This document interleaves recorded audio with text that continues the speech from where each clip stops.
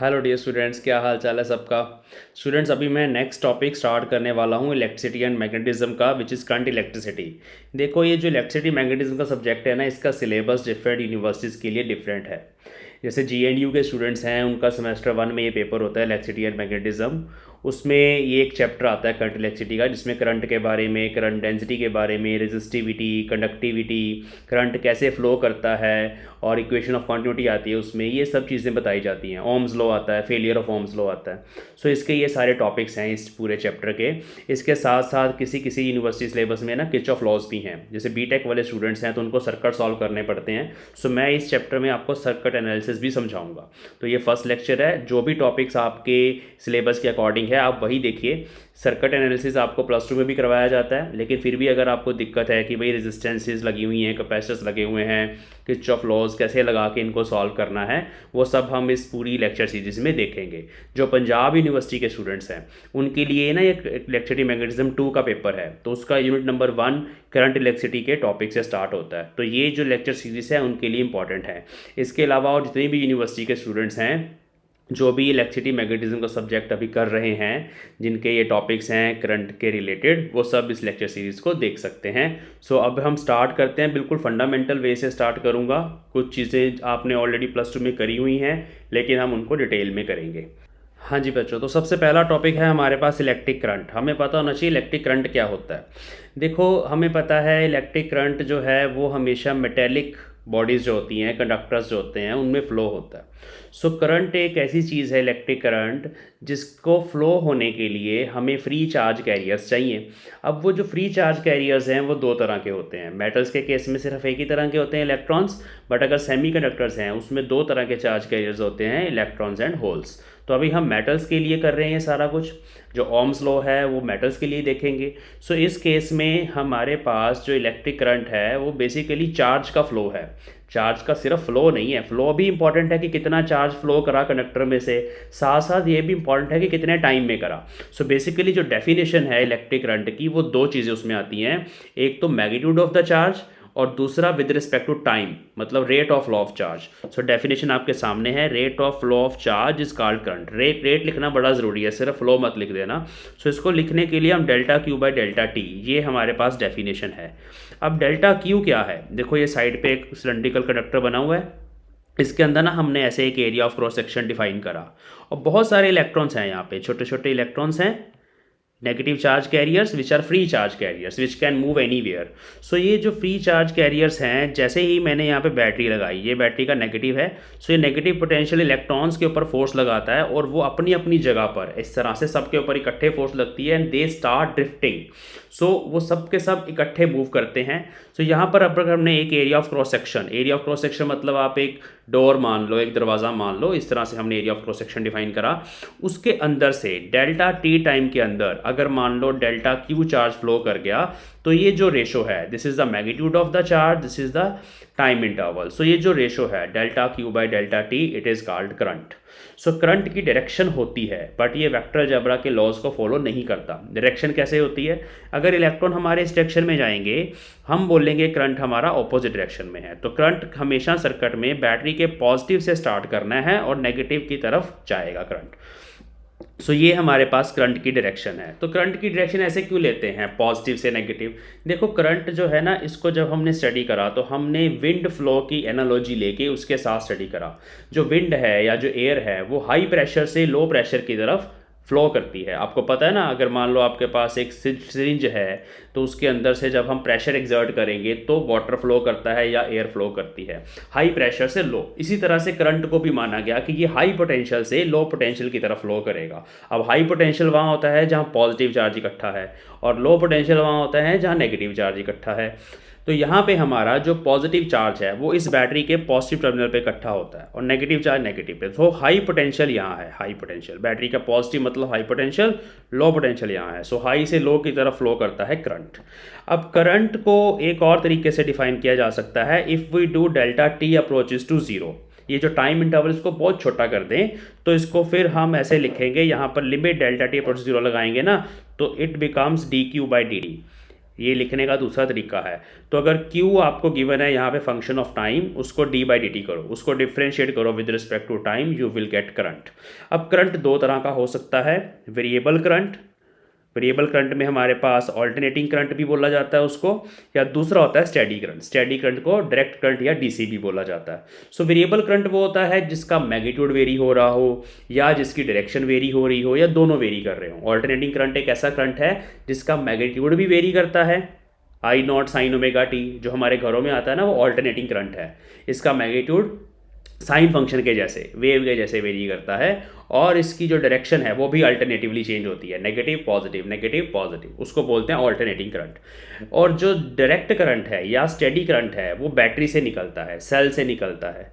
सो जैसे हमारा मोबाइल है, मोबाइल के अंदर चार्जर है, मोबाइल के अंदर बैटरी है, वो बैटरी जो है वो डायरेक्ट करंट देती है हमें, उसकी वोल्टेज फिक्स रहती है 5 वोल्ट्स, हमेशा चेंज नहीं होती, ना डायरेक्शन चेंज होती है ना मैग्नीट्यूड चेंज होता है। सो उसको बोलते हैं डायरेक्ट करंट या स्टेडी करंट। तो इस चैप्टर में हम डायरेक्ट करंट को ही देखेंगे। फिर वो हमारा नेक्स्ट चैप्टर आता है इसमें इलेक्ट्रिसिटी मैग्नेटिज्म में, जो ऑलरेडी हमारे यूट्यूब चैनल पे है, EMI, इलेक्ट्रोमैग्नेटिक इंडक्शन और ऑल्टरनेटिंग करंट। उसमें हम ऑल्टरनेटिंग करंट को स्टडी करते हैं, इसमें हम डायरेक्ट करंट को स्टडी करेंगे। लेकिन इसमें एक ये क्वेश्चन बन जाता है, अगर आपको Q as a function of time given है, जैसे यहाँ पे लिखा है ना, Q is equal to 3t² + 2t।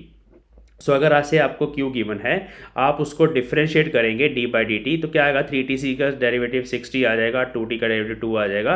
So current आपके पास आ जाएगा। अब करंट यहाँ पे फंक्शन ऑफ टाइम आ गया फिर से। सो ये स्टेडी करंट नहीं है, ये एक ऑल्टरनेटिंग करंट है, इसका मैग्नीट्यूड बढ़ रहा है 6t। तो जैसे टाइम बढ़ेगा, t को 1 पुट करोगे करंट 8 एम्पेयर होगा, t को 2 पुट करोगे 6 × 2 12 + 2 14 एम्पेयर हो जाएगा। सो करंट का मैग्नीट्यूड बढ़ रहा है, तो ये स्टेडी करंट नहीं है क्योंकि इसमें t आ गया, it is A function of time. तो ये करंट की सारी कहानी है। अब ये वेक्टर है या स्केलर है, सो आपको बता दूं करंट एक स्केलर क्वांटिटी है, इसका मैग्नीट्यूड ही होता है। डायरेक्शन हम लेते हैं पॉजिटिव टू नेगेटिव, बट ये वेक्टर अलजेब्रा के लॉज को फॉलो नहीं करता।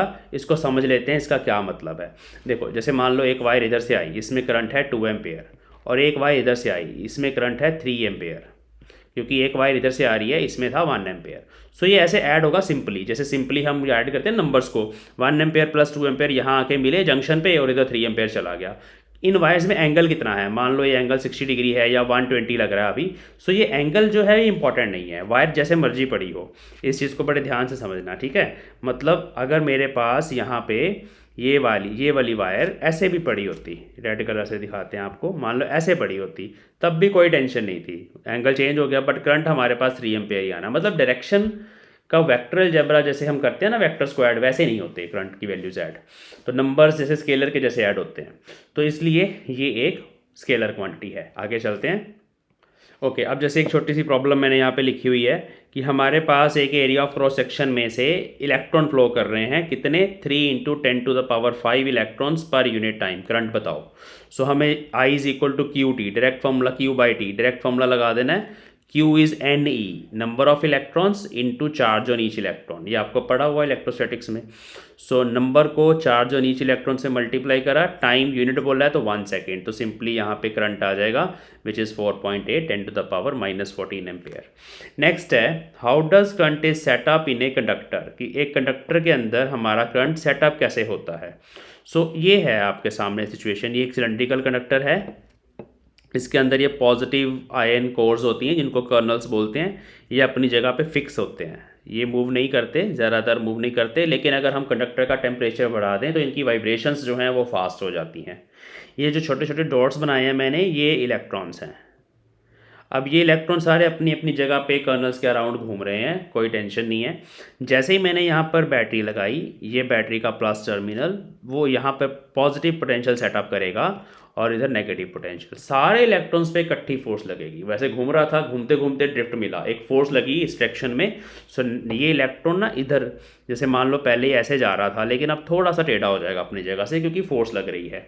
सो वो जिगजैग पाथ ऐसे फॉलो करते हैं। इवन ये जो जिगजैग पाथ है ना, वो पैराबोलिक नेचर का होता है, मतलब स्ट्रेट नहीं होता, थोड़ा सा ऐसे बेंड ऐसे होगा, फिर ऐसे होगा, टकराएगा, क्योंकि वहाँ जो फोर्स लग रही है ना वो इलेक्ट्रॉन पे हर पॉइंट पे लग रही है। सो ये थोड़ा सा पैराबोलिक जिगजैग पाथ होता है, मैंने यहाँ पे लिखा भी हुआ है। सो ये इलेक्ट्रॉन्स जो है ना सब अपनी अपनी जगह पर एक ही टाइम पे ड्रिफ्ट करते हैं। सो अगर मैंने यहाँ पर एक एरिया ऑफ क्रॉस सेक्शन बना दिया तो इकट्ठे इलेक्ट्रॉन सारे मूव करेंगे। अब इन इलेक्ट्रॉन्स की जो ड्रिफ्ट स्पीड है ना बहुत कम होती है, मिलीमीटर पर सेकंड में होती है, लेकिन करंट तो उसी टाइम सेटअप हो जाता है जैसे ही हम स्विच ऑन करते हैं। सो इसका क्या रीज़न है, क्योंकि सारे इलेक्ट्रॉन्स अपनी अपनी जगह पे ड्रिफ्ट करें। सो एक एरिया ऑफ क्रॉस सेक्शन में से नेट फ्लो आ गया, दिस इज कॉल्ड करंट।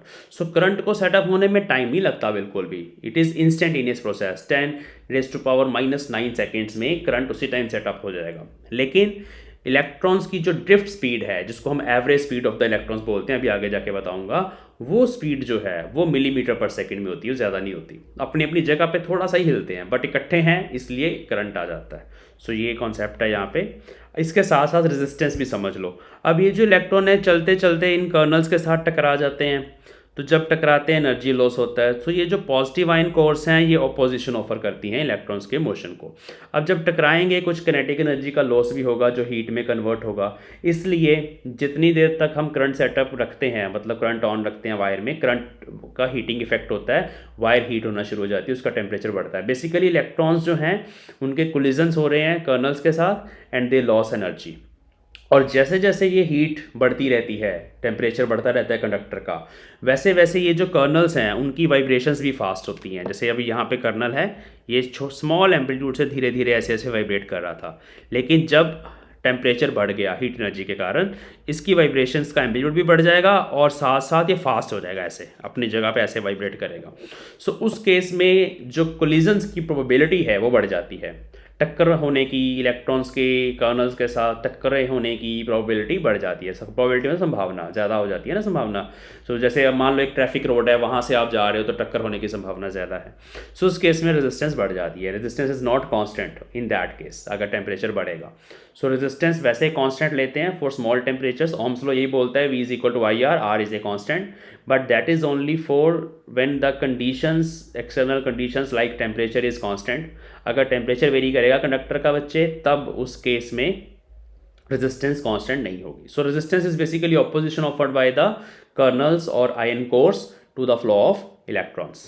तो ये सारी कहानी है। आगे चलते हैं नेक्स्ट शीट पे। अब जब कोलिजन्स होते हैं तो दो इंपॉर्टेंट टर्म्स हैं वहाँ पे, एक है रिलैक्सेशन टाइम और एक है फ्री पाथ। रिलैक्सेशन टाइम होता है जैसे ये एक इलेक्ट्रॉन है, छोटा वाला डॉट, ये एक कर्नल से टकराया, फिर यहाँ से कोलिजन हुआ, इस डायरेक्शन में चला गया, दूसरे कर्नल से टकराया, तो इनके बीच में कुछ टाइम लगेगा, T1 टाइम, फिर दूसरे से टकराने का टाइम T2 टाइम इंटरवल। सो इन सारे टाइम इंटरवल्स का जो एवरेज है, सो ये जो टाइम इंटरवल्स हैं यहाँ पे मैंने τ1, τ2, τ3 से डिनोट करे हैं। सो इन टाइम इंटरवल्स का जो मीन है, जो एवरेज है, उसको बोलते हैं रिलैक्सेशन टाइम। सो टॉ से डिनोट किया जाता है। So it is the time interval between two successive collisions of electrons with colonel's. Average relaxation time is the average of all these times. ऐसे ही फ्री पाथ है, लैम्डा से डिनोट करा है। ये जो पाथ ट्रेवल्ड है, λ1, λ2 बिटवीन टू कोलिजन्स, इनका mean, जब इन सारे पाथ्स का मीन ले लेते हैं, this is called mean free path. तो ये बेसिकली ना काइनेटिक थ्योरी ऑफ गैसेस में जैसे आप पढ़ते हो कि भाई जो मॉलिक्यूल्स या एटम्स हैं गैस के, वो टकराते रहते हैं एक दूसरे के, उनमें भी मीन फ्री पाथ होता था। सेम कॉन्सेप्ट गैस थ्योरी की हेल्प से ही हमने इसको करा है। तो ये हो गया। नेक्स्ट शीट पे देखते हैं।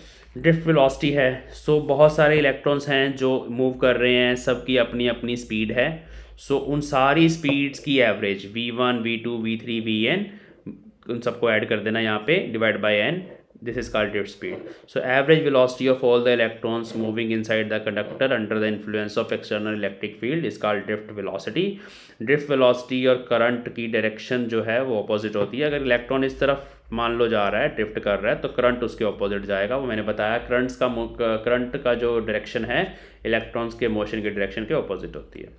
Vd का एक्सप्रेशन भी है, ये +2 में भी करते हैं, यहाँ भी कर लेंगे। So if small n is the number of electrons in conductor, V is the potential difference। जैसे यहाँ पे कंडक्टर है, सो यहाँ प्लस वोल्टेज है, यहाँ माइनस है, तो पोटेंशियल डिफरेंस यहाँ पे हमारे पास कैपिटल V है। इसकी लेंथ भी है, वो है L कंडक्टर की। इलेक्ट्रिक फील्ड कितनी सेटअप होगी वो आपको पता है, electric field is potential difference divide by small l। ये सिंपल सा फॉर्मूला इलेक्ट्रोस्टैटिक्स में हमने करा हुआ है। अब हमें यहाँ पे हर एक इलेक्ट्रॉन के ऊपर देखना है फोर्स कितनी लग रही है, वहाँ से वी निकलेगा। यहाँ पे हमारे पास फोर्स का फॉर्मूला क्या होता है, अगर किसी चार्ज पार्टिकल को इलेक्ट्रिक फील्ड में रखो तो इलेक्ट्रोस्टैटिक्स में पढ़ाया था, फोर्स का फॉर्मूला होता है F is equal to Q E. अब इसमें Q क्या है, Q माइनस ई है, चार्ज ऑन इलेक्ट्रॉन, और E यहाँ पे इलेक्ट्रिक फील्ड है जो भी हमने पीछे लिखी। अब इस फोर्स को मास टाइम्स एक्सेलरेशन पुट कर सकते हैं, ये माइनस ई है, m को नीचे लेके चले जाएंगे इधर तो एक्सेलरेशन आ जाएगा। This is the acceleration which is experienced by each and every electron electric field के अंदर, इलेक्ट्रिक फील्ड के कारण लग रहा है। अब ये एक कांस्टेंट एक्सेलरेशन है, यूनिफॉर्म एक्सेलरेशन है, क्योंकि यहाँ पे टाइम नहीं आ रहा, electric field is constant, it is not varying with time. So in that case this is uniformly accelerated motion.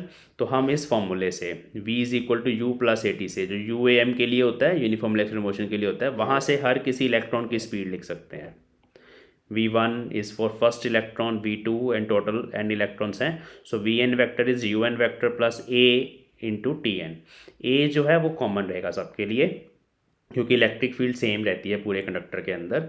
सो ये है हमारे पास। अब हमने इन सारी वीज की निकालनी है एवरेज ड्रिफ्ट वेलोसिटी की डेफिनेशन। सो इन सबको ऐड करके डिवाइड बाय एन करेंगे तो यूज सारे ये u1 u2 u3 सब इकट्ठे कर दिए, ए कॉमन आ गया, t1 t2 tn सब इकट्ठे कर दिए, डिवाइड बाय एन। तो यहाँ पे ये जो है ये है मीन थर्मल वेलोसिटी, ये ज़ीरो होता है, एवरेज है ना, क्योंकि जब हमने देख लो कोई इलेक्ट्रिक फील्ड नहीं लगाई, बैटरी नहीं लगाई कंडक्टर के अक्रॉस, तो क्या होता है, तब करंट थोड़ी फ्लो करता है, तब भी इलेक्ट्रॉन तो मूव कर रहे होते हैं, तो वो थर्मल स्पीड होती है जो टेम्परेचर के कारण होती है। वो thermal speed actually overall speed zero होती है, नेट फ्लो तो होता नहीं है। सो इसलिए u1 u2 un इन सब का सम करके जब n से डिवाइड करेंगे, जो एवरेज वैल्यू है थर्मल वेलोसिटीज़ की रैंडम मोशन के कारण, क्योंकि सारे इलेक्ट्रॉन रैंडम डायरेक्शन में जा रहे हैं, ये ज़ीरो आता है। तो सिंपली ए टो बचता है। टो कैसे आया, वो रिलैक्सेशन टाइम जैसे ये मैंने बताया था ना, ये फॉर्मूला डिवाइड बाई n, तो ये टो बन जाएगा। सो ए की वैल्यू यहाँ से मैंने यहाँ पे पुट करी, यहाँ पे। सो हमारे पास ये आ गया ड्रिफ्ट वेलोसिटी का formula, which is very important, आगे जाके काम आना है, याद रखना है इसको। ये +2 में भी करवाया जाता है, लेकिन बीएससी में भी इंपॉर्टेंट है। So this is v d minus e into capital E vector divide by m into tau. Basically ये एक्सेलरेशन है, बस एक्सेलरेशन को टो से मल्टीप्लाई करना है, इतना याद रख लेना, और हमारे पास रिजल्ट आ जाएगा। तो ये रिजल्ट ना हाईलाइट कर लेते हैं भाई, रेड से हाईलाइट कर लेते हैं। आगे चलते हैं। अब इसमें ना अगर सिर्फ मैग्नीट्यूड लिखना है तो माइनस साइन हटा दो, ये रिजल्ट है। अब लेट अस सी कि कौन कौन से फैक्टर्स पे डिपेंड करती है drift speed. So drift speed is directly proportional to electric field. जितनी ज़्यादा इलेक्ट्रिक फील्ड बैटरी बड़ी लगा दोगे या कंडक्टर की लेंथ छोटी कर दोगे, तो उस केस में ड्रिफ्ट स्पीड बढ़ जाएगी। रिलैक्सेशन टाइम ना टेम्परेचर पे डिपेंड करता है फर्दर, वो आगे जाके देखेंगे। जैसे मैंने बताया ना कि जब टेम्परेचर बढ़ेगा तो कोलिजन्स हमारे ज़्यादा फ्रीक्वेंट हो जाएंगे, ज़्यादा कोलिजन्स हो जाएंगे तो रिलैक्सेशन टाइम कम हो जाएगा, तो ड्रिफ्ट स्पीड कम हो जाएगी। सो ये है। ये चार्ज बाय मास रेशो पे भी डिपेंड करता है, बट मेटल्स के लिए तो ई बाई एम कॉन्स्टेंट है। अगर हम सेमीकंडक्टर्स की बात करेंगे, उस केस में ई बाई एम होल्स का डिफरेंट होता है, इलेक्ट्रॉन्स का डिफरेंट होता है। So it is fix for conductors. V d का ये ऑर्डर ऑफ मैग्नीट्यूड है, मैंने बताया मिलीमीटर पर सेकेंड में होता है, बहुत स्मॉल होती है ये। अगर हमारे पास non uniform area of cross section का कंडक्टर है लाइक दिस, थोड़ा पतला फिर थोड़ा मोटा हो जाता है आगे, हर जगह करंट सेम लेना आपको, लेकिन ड्रिफ्ट स्पीड हर जगह डिफरेंट होगी। इसीलिए मैंने यहाँ पे देखो v1 v2 v3 तीन अलग अलग ड्रिफ्ट स्पीड लिखी हैं। बेसिकली वो आप पाइप वाली एग्जांपल, जैसे वाटर फ्लो होता है ना, तो जब हम पाइप लगाते हैं, अगर मैं उसको आगे से बंद कर दूँ उसके पाइप को, उसको मतलब एरिया ऑफ क्रॉस सेक्शन थोड़ा कम कर दें, फ्लो सेम रहता है, लेकिन जो स्पीड है वाटर फ्लो की वो बढ़ जाती है। सेम वही चीज़ है, उसके साथ कंपेयर कर सकते हो।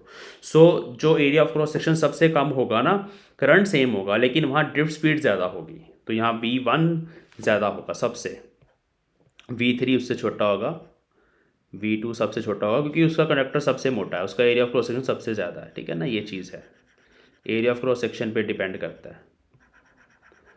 इक्वेशन ऑफ क्वांटिटी भी यही बताती है, आगे जाके हम करेंगे, इक्वेशन ऑफ क्वांटिटी को ड्राइव करेंगे, तो ये याद रखना। करंट एक स्केलर क्वांटिटी है, मैं पहले ही बता दिया।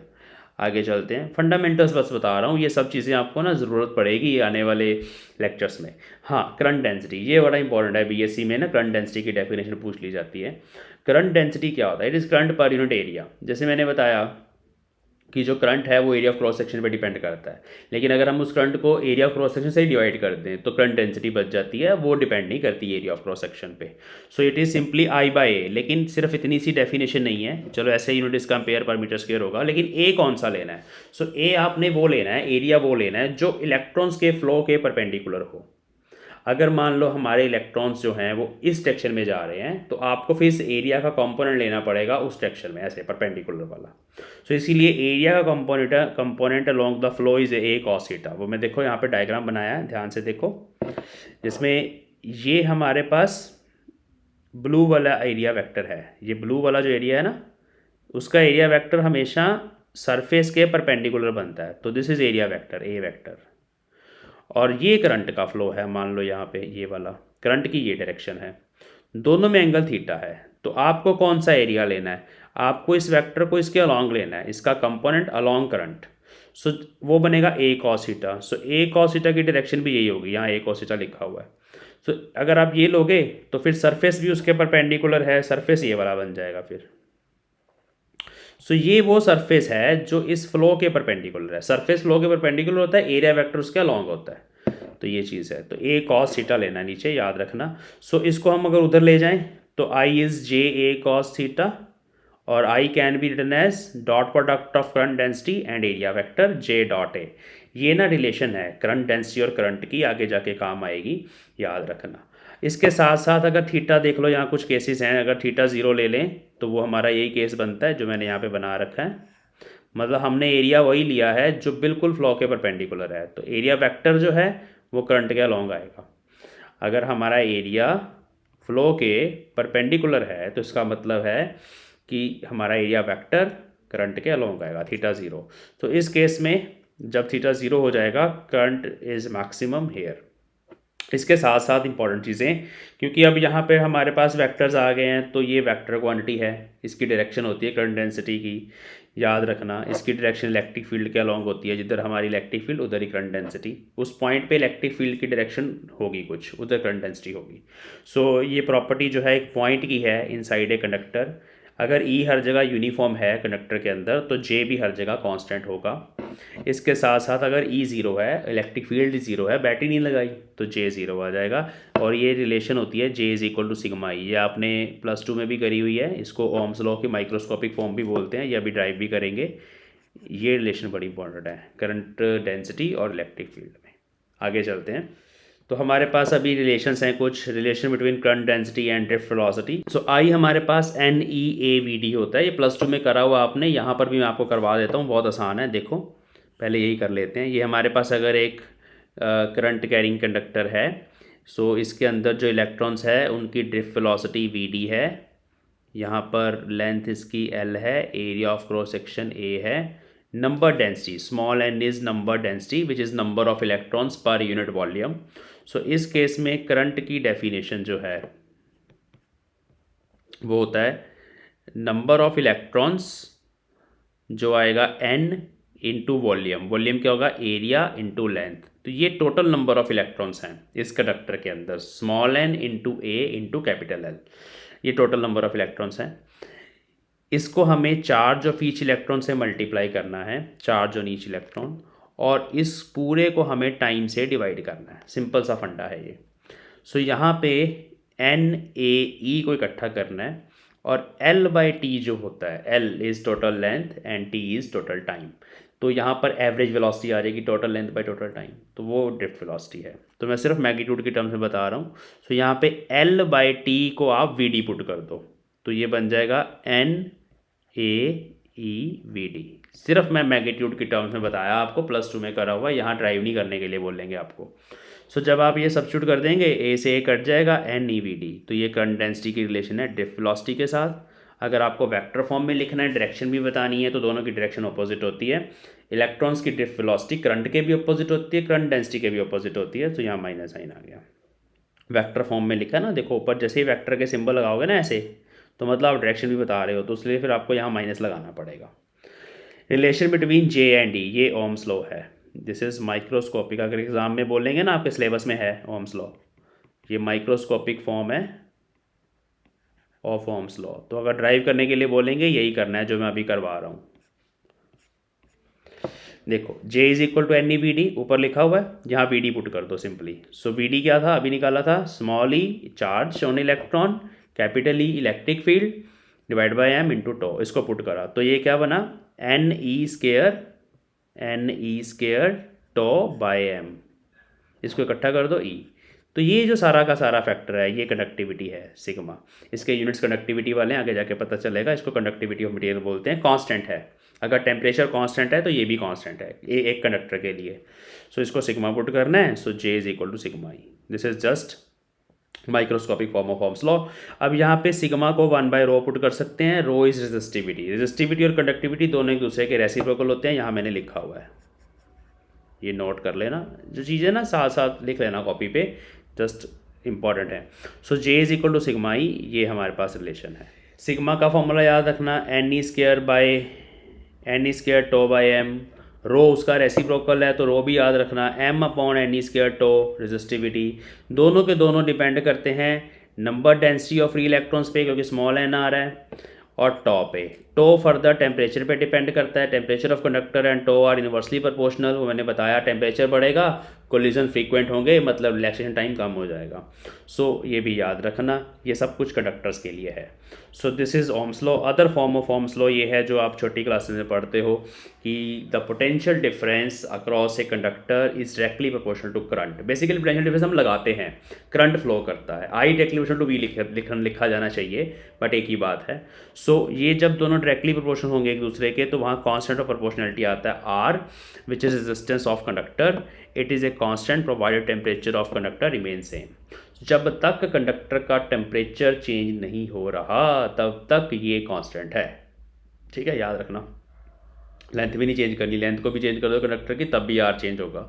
तो आर कौन कौन से चीज़ों पे डिपेंड करता है आगे करना हमें, एरिया भी नहीं चेंज करते, एरिया ऑफ क्रॉस सेक्शन उस पर भी आर डिपेंड करता है। तो अगर आप आई वी का ग्राफ बनाएं ऐसे, वी हमारे पास इंडिपेंडेंट पैरामीटर है जो मैंने लगाया कंडक्टर के क्रॉस, आई आया उसमें से। सो आई को वाई एक्सिस के अलॉन्ग रखना है, वी को एक्स के अलॉन्ग रखना है, याद रखना।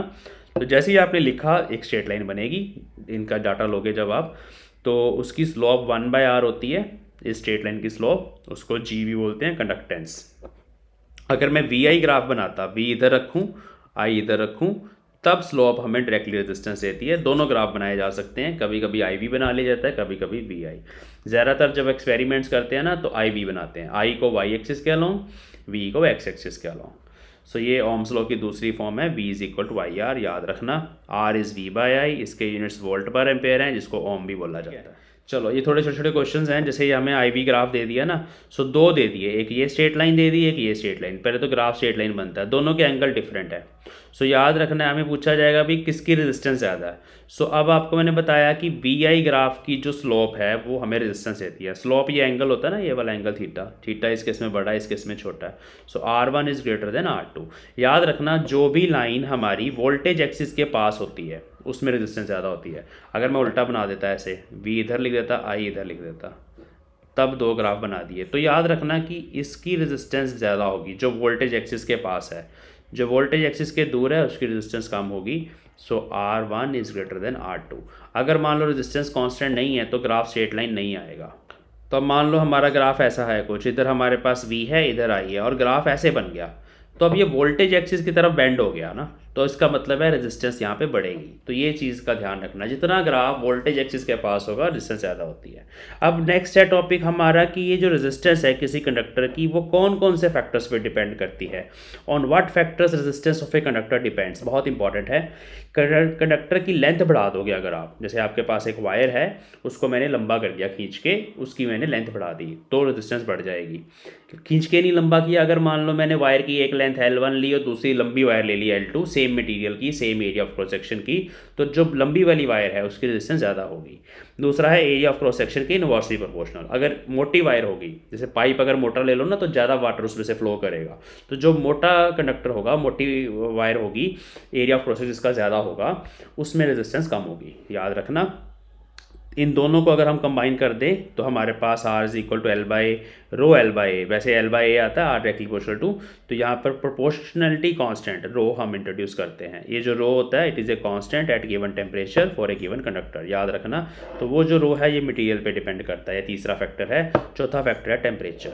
तो अगर हमारा टेम्परेचर कांस्टेंट है फिर तो रो कांस्टेंट रहेगा, लेकिन अगर टेम्परेचर भी वेरी कर दिया तो रो चेंज हो जाएगा। Rho is directly proportional to temperature, जितना टेम्परेचर बढ़ेगा उतनी रेजिस्टिविटी ज़्यादा होगी। सो ये सारे फैक्टर्स मिला के हमारे पास R is equal to rho L by A, तो ये फॉर्मूला याद रखना। फिर इसके बाद रो की डेफिनेशन है, अगर हम यहाँ पर L को 1 मीटर ले लें, area of cross section 1 metre ले लें, तो R होता है रो। तो इसका मतलब है कि अगर हमारे पास एक ऐसा कंडक्टर है जिसका area of cross section 1 metre square है और लेंथ जो है वो भी 1 मीटर है, यूनिट डायमेंशंस बोलते हैं इसको, तो यूनिट वॉल्यूम का कंडक्टर है, उस केस में हमारे पास resistivity of the conductor is actually equal to the resistance offered by the conductor. तो रेजिस्टिविटी को ऐसे ही मेजर करते हैं, यूनिट डायमेंशन का कंडक्टर ले लेते हैं और वहाँ पे उसकी रेजिस्टेंस देख लेते हैं बाय ओम्स लॉ, वही रेजिस्टिविटी होती है। सो याद रखना, resistivity is materials property and it depends upon temperature also. दो चीज़ों पर रेजिस्टिविटी डिपेंड करती है। रेजिस्टिविटी कंडक्टर की लेंथ और एरिया पे डिपेंड नहीं करती, वो मटेरियल की वजह से आई है। रेजिस्टेंस दोनों पे डिपेंड करती है, रेजिस्टेंस लेंथ को बढ़ाने से बढ़ेगी, एरिया को बढ़ाने से कम होगी, लेकिन इन दोनों चीज़ों को चेंज करने से, लेंथ और एरिया को चेंज करने से रेजिस्टिविटी पे कोई फर्क नहीं पड़ेगा। रेजिस्टिविटी हमेशा मटेरियल को चेंज करने से या टेम्परेचर को चेंज करने से चेंज होती है। सो ये बेसिक कॉन्सेप्ट्स हैं, +2 में करे हुए हैं, लेकिन करंट इलेक्ट्रिसिटी जब भी करना है ये सब चीज़ें दिमाग में होनी चाहिए। आगे चलते हैं। तो जो मैंने चीज़ें अभी आपको बताई वो यहाँ पे है सारा कुछ। R depends upon material as well as dimensions of conductor, rho depends only on material. जैसे यहाँ पर मैंने एक स्लैब ली हुई है, सो यहाँ पे अगर मैं पॉजिटिव टर्मिनल यहाँ लगाऊँ, नेगेटिव यहाँ लगाऊँ, तो हमारे पास एरिया ऑफ क्रॉस सेक्शन ये वाला बनेगा, क्योंकि करंट हमारा ये फ्लो करेगा। सो एरिया हमें लेना होता है जो करंट के फ्लो के परपेंडिकुलर है, तो ये एरिया आएगा इस केस में और लेंथ ये आएगी, तो उस हिसाब से हमारा फॉर्मूला बनेगा रो का। देखो मैंने यहाँ डिफाइन करा हुआ है, ये H है, ये B है, सो H इंटू बी एरिया नीचे आएगा और L ऊपर आएगा। लेकिन अगर मैं बैटरी अलग तरीके से लगा दूँ, पॉजिटिव लगा दूँ ऊपर, नेगेटिव लगा दूँ नीचे, तो अब हमारा जो इलेक्ट्रॉन्स हैं वो ऊपर की तरफ जाएंगे नेगेटिव से पॉजिटिव और करंट नीचे की तरफ। अब ये लेंथ लेनी है आपको, H is now working as length. So rho L by A में ऊपर H आएगा और एरिया ये वाला आएगा। ये एरिया कैसे निकलेगा, इस साइड को इस साइड से मल्टीप्लाई करके, सो L इंटू बी नीचे आ गया और H ऊपर आएगा। ठीक है, तो इन चीज़ का ध्यान रखना। अगर मैं इधर लगा दूँ बैटरी का पॉजिटिव और इधर लगा दूँ बैटरी का नेगेटिव, तो ये एरिया ऑफ क्रॉस सेक्शन बन जाता है हमारा। सो यहाँ पर फिर एरिया कैसे आएगा, H इंटू एल, तो नीचे H इंटू एल है और लेंथ ये आएगी। लेंथ वो लेनी है जिसके अलॉन्ग इलेक्ट्रॉन्स जा रहे हैं या करंट जिसके अलॉन्ग जा रहा है, वो लेंथ लेनी है। एरिया वो लेना है करंट जिसके परपेंडिकुलर जा रहा है। तो इन चीज़ों का ध्यान रखना, ये छोटी छोटी चीज़ें ही जब कंपटीशन के क्वेश्चंस करते हैं वहाँ पे काम आती हैं। ये है, अगर हम किसी वायर को स्ट्रेच करते हैं तो उसको स्ट्रेच करने से वॉल्यूम तो कांस्टेंट रहेगा, V1 V2 के बराबर रहेगा, लेकिन लेंथ बड़ी हो गई। L2 is now n times L, जो ओरिजिनल लेंथ L थी उसका n टाइम्स कर दिया। So area of cross section will be 1 by n times original area. नया वाला एरिया जो होगा ये यहाँ से निकलता है, देखो ध्यान से देखना। वॉल्यूम दोनों का कांस्टेंट है, ये ऊपर मोटा कंडक्टर है बट छोटा है, नीचे वाला कंडक्टर थोड़ा सा स्ट्रेच करने के बाद लंबा हो चुका है, लेंथ उसकी बढ़ गई है लेकिन थोड़ा सा थिन भी है उसके कंपैरेटिव। सो यहाँ पे जो न्यू लेंथ आएगी वो n टाइम्स L है, लेकिन यहाँ पे एरिया ऑफ क्रॉस सेक्शन जो है वो पुराने वाला जो एरिया है उसको 1 बाई n से मल्टीप्लाई करके आएगा। सो कैसे आया ध्यान से देखो, क्योंकि वॉल्यूम तो कांस्टेंट रहेगा इसलिए A1 L1 is equal to A2 L2, L1 by L2 की रेशो A2 बाई A1 के बराबर, इनवर्सली प्रोपोर्शनल।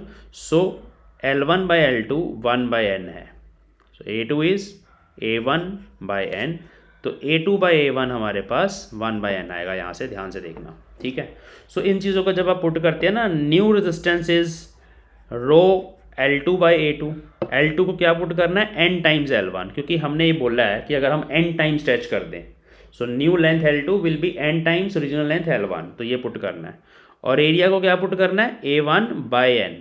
तो जब आप ये पुट करेंगे ना यहाँ पे, तो देखना ध्यान से, एन का स्क्वायर हो जाना है यहाँ पे, और ये ओरिजिनल रेजिस्टेंस का फॉर्मूला बन जाना है।